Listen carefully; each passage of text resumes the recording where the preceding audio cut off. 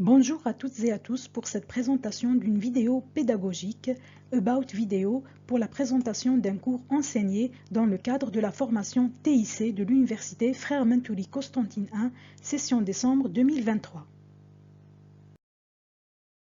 Cours enseigné, il s'agit des matières premières des industries agroalimentaires MPIA, de l'Institut de la nutrition, de l'alimentation et des technologies agroalimentaires, Université Frères Menturi Constantine I.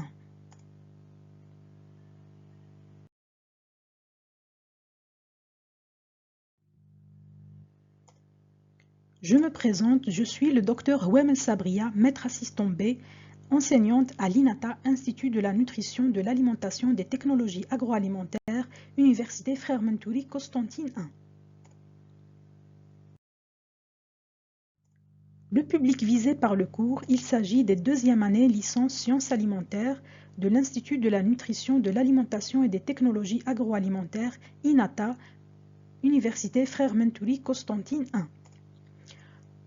Le cours a un crédit de 2, coefficient 1, une durée de 14 à 16 semaines, les horaires le lundi de 13 h à 14 h 30. À l'amphi 1, nouveau bloc.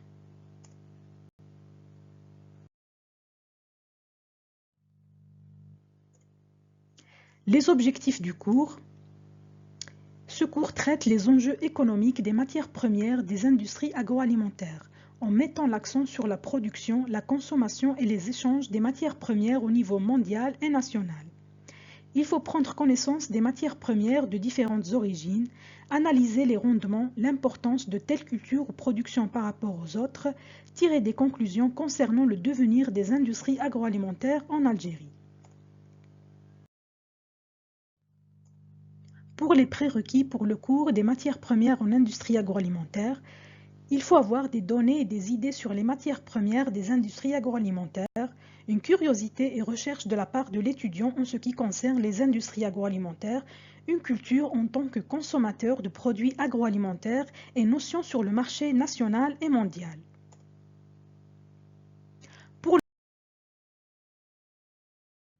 Pour le plan du cours, nous avons une introduction suivi de 4 chapitres. Le chapitre numéro 1, il s'agit des matières premières d'origine végétale.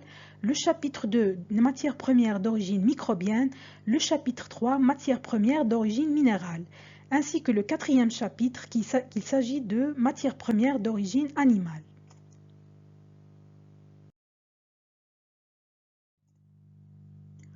Pour les modalités d'évaluation des apprentissages, pour pouvoir assimiler les éléments du cours relatifs aux matières premières des industries agroalimentaires, différentes méthodes sont utilisées.